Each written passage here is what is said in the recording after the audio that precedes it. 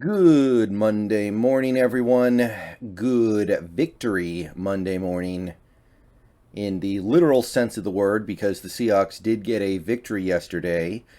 However, the facts are the facts, and they very clearly tell us that even though the Seahawks won a game yesterday, their odds of making the playoffs fell dramatically, actually.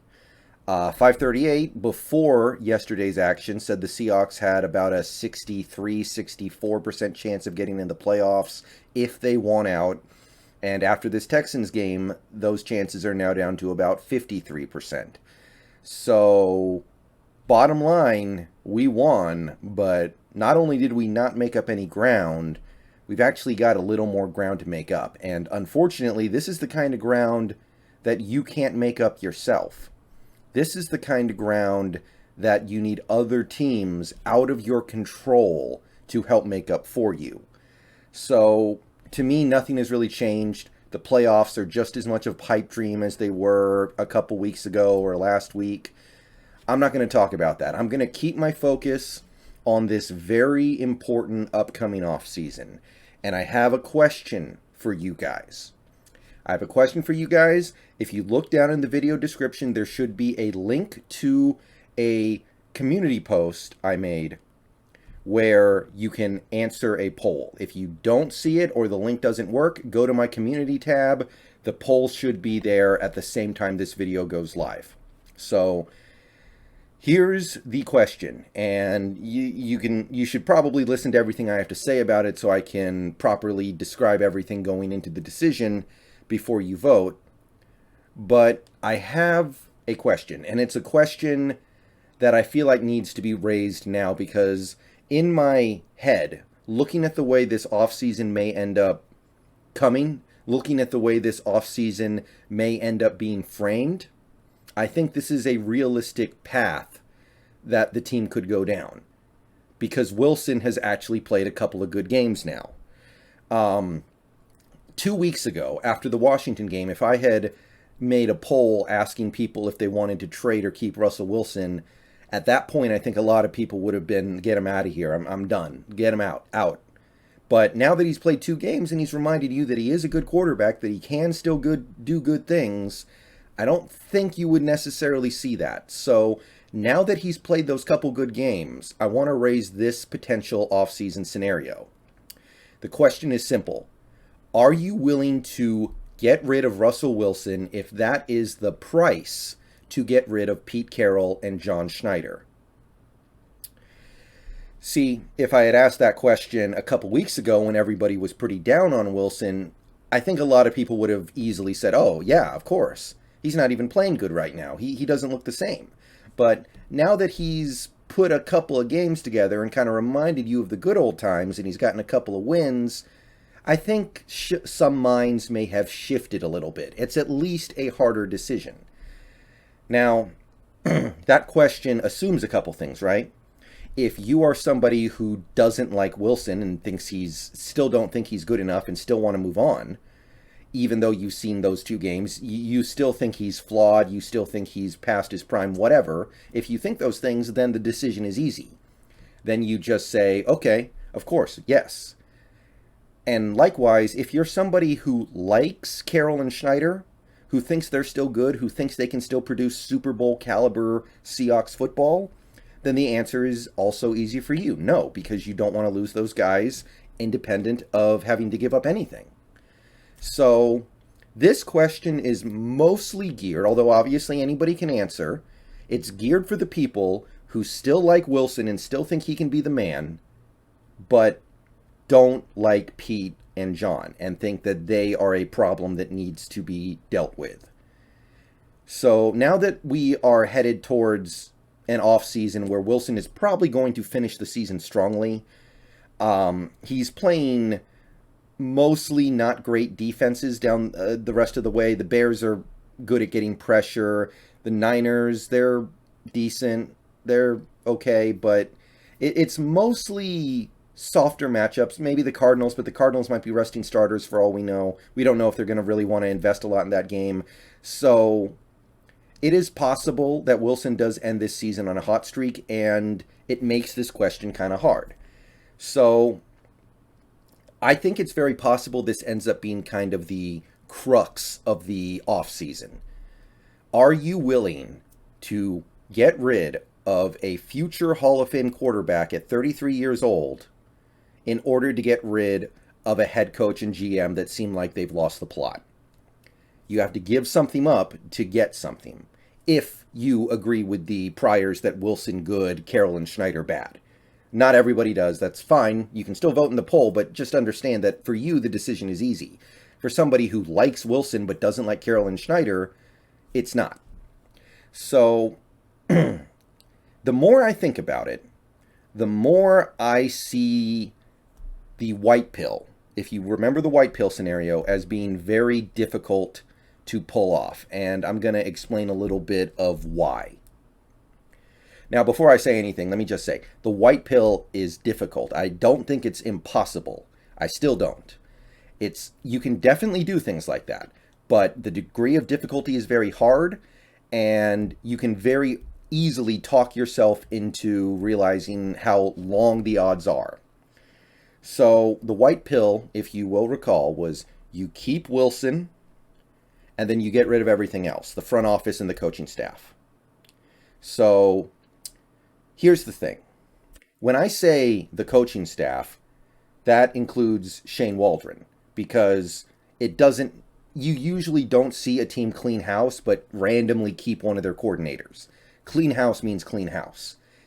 It doesn't even matter if the guy you're cleaning out isn't a problem. Like Chris Richard, I don't think was a problem, but when we kind of cleaned house in 2017 below Pete and John, he still left. I don't think Chris Richard did anything wrong.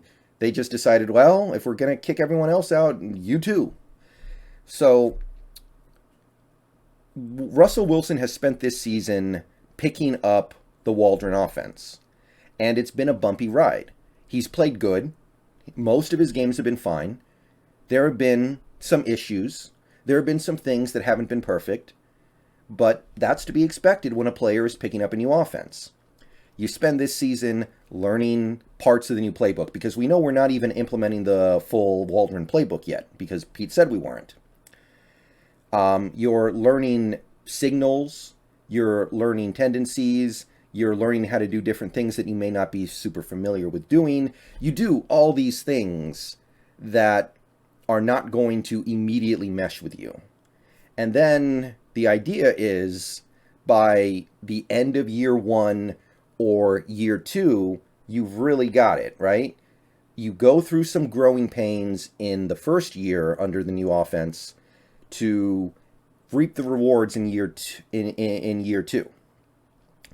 Now, we kind of had a messed up first year because Wilson got hurt, and Wilson came back when he probably wasn't ready, and he wasn't really able to play that well.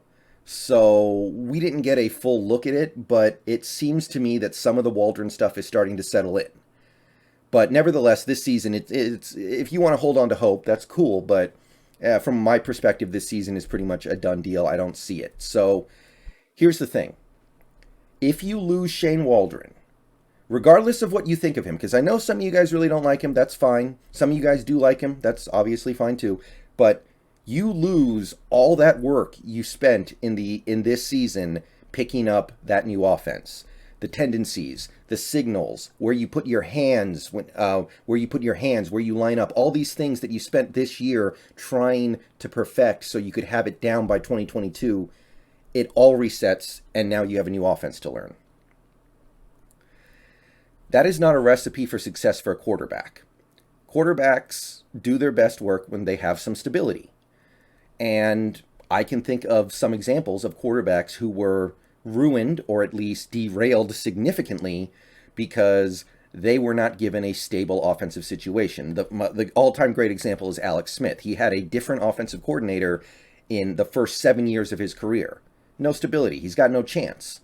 And he doesn't really become a good quarterback until he finds that stability in Kansas City with Andy Reid.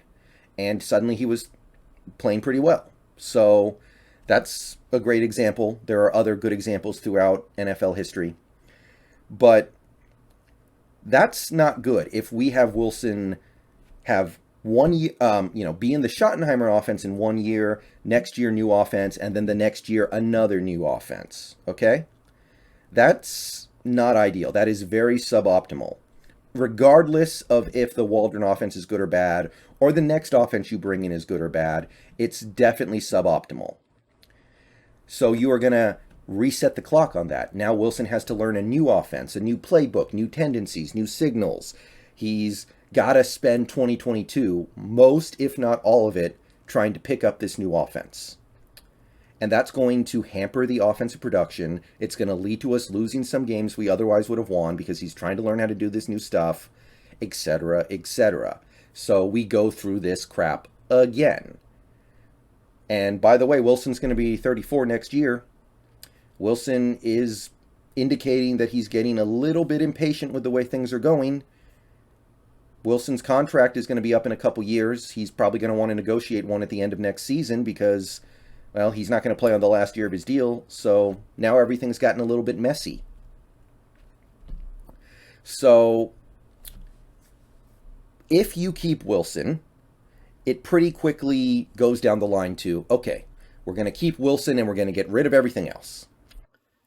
Oh, well, he's only spent a year with Waldron, and he spent all this time learning this offense and picking stuff up, learning the new playbook. So actually, you know what? We're going to keep Waldron.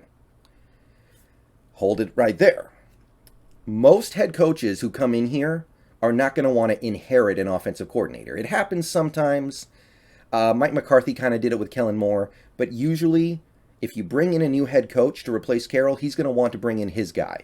Maybe you could get away with it if it's a defensive coach, but any offensive coach you bring in is probably going to want to do his own stuff. So that being said, we got to keep Waldron quickly repaths itself to, oh, well, if we're going to keep Waldron, we need to keep Carroll because Carroll hired Waldron, and if we hire another head coach, he's going to want his own offensive coordinator. You see how quickly this devolves? And then you keep Carroll, and it's like, oh, well, okay, we might as well keep Norton because Norton and Carroll are best friends, and Carroll thinks Norton is awesome, so I guess we're keeping him. Oh, we're going to now keep John Schneider, too, because John and Pete are best friends. And then suddenly you look down and you realize everything's back. You didn't change anything. It's the same quarterback, same coach, same front office, same staff. And I have a feeling, I don't know if this is definitely going to happen, but I could see it kind of playing out like this, where the organization has to make a decision this offseason where they go, okay, either we blow it all up or we don't blow anything up. Maybe you see somebody like Mike Solari get canned, right? Because not a great year this year. He might go, right? Something like that. Something beneath even that of an offensive coordinator. Maybe you see some other coordinators move, like last year where we got rid of Schottenheimer, right? Maybe you see a little bit of that, but you don't see any of the big pieces move. So they either decide to just burn it all down, or they put the fire out and don't let anything burn down. And if that were to happen, because I just kind of laid out the path for how it could very easily happen if this front office, not the front office, but the ownership looks at this the way that I'm kind of looking at it in this video, which I think is a very valid interpretation of things right now. What would you rather have?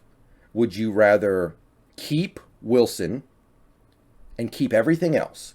Pete, John, Norton, Waldron, Solari, Dickerson, Izzo, everybody. Maybe, again, there could be one or two little firings like a strength and conditioning coach, but nothing significant. Or would you rather get rid of the coaching staff, get rid of the front office, start over anew, but you also have to lose Wilson in the process because the time it will take to bring Wilson along under a new coaching staff is time that we don't have and he doesn't have. Again, it's not impossible to blow it up and keep Wilson, but it is hard. It is hard, and it's very possible the ownership will look at it like, hey, well, let's play it I don't want to say play it safe, but let's not half-ass this. If we're going to blow it up, let's whole-ass it. Let's whole-ass the blow-up. Let's start completely over. Let's not ask a new coach and GM to inherit a 34-year-old quarterback. A lot of guys who would have come here otherwise will turn us down because we're forcing these requirements on them. So what would you do? So I'll say it again. These are your two choices. It's basically a choice between the red pill and the blue pill. We've taken the white pill and the black pill out of the equation for a moment here. And I want to see what people have to say about this. Because for me, I have a very emphatic answer here. For me, the answer is obvious. But I want to see what you guys think. So I'll ask it one more time. If the team concludes this offseason that they cannot move on from the coaching staff and front office without also moving on from Wilson, would you rather keep everything or lose everything? Again, obviously, the question is geared for people who like Wilson but don't like Pete and John. Or maybe the other way around. Maybe you really like Pete and John, but you don't like Wilson. And then the question kind of becomes reversed for you, but it's still maybe not the easiest decision. So let me know what you guys think in the poll. Let me know what you guys think in the comments. I think this is a good time to raise this question because Wilson's playing good again. He's put together 2 good games in a row. He's got 2 wins in a row. We're doing things good.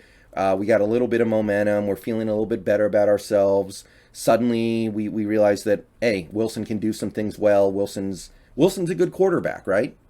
He still has some life left in him. A couple weeks ago, it was looking like maybe the party's over. Maybe he doesn't have anything left. Maybe he's done. Now, we're not thinking that. So, given that, how do you feel? Let me know down below. We'll talk about it a little bit, maybe. I'll keep an eye on the comments, see what you guys have to say about this, but I'll say it again. Blow it all up or blow nothing up. What would you choose? See you guys later. Go Hawks.